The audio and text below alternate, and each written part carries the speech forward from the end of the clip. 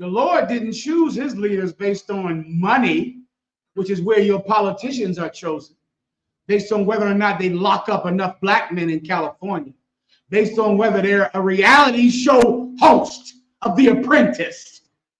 God doesn't choose his leaders based on popularity. God chose wise men to lead Israel.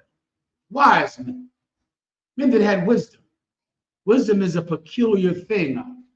Wisdom doesn't come with age or education. Wisdom is something else. Sometimes it comes through pain. Sometimes it comes through strict discipline. But you really can only know when a man has it when he demonstrates it. That's what happened with Daniel, brother. Daniel was a young man, Daniel in the Hebrew. He was young. He wasn't a man of, and now he had no name at all. But two older men who were famous, they tried to have sex with, they tried to have a threesome with a daughter of Judah who was faithful to her husband. And they coerced her to do it. And they said, if you don't do it, we're going to tell everyone that we saw you committing adultery. And they're going to kill you because we are men who are famous. We are men who everyone believes are good judges. They're going to believe our word over yours.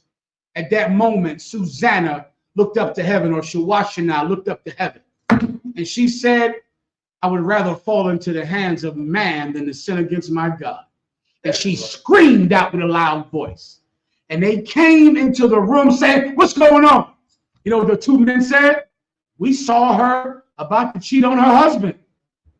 The people took her, put a bag up, took her to kill her, to stone her, based on the word of these two politicians. These two politicians from Washington, D.C., congressmen, senators, men everyone respected, men that drove souls to the polls. You know, men who you respect.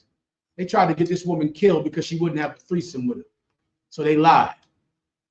All of a sudden, as they were walking her to die, she looked up to heaven and she said, Lord, thou saw me. Thou knowest my heart. Thou will not let me be killed unrightfully.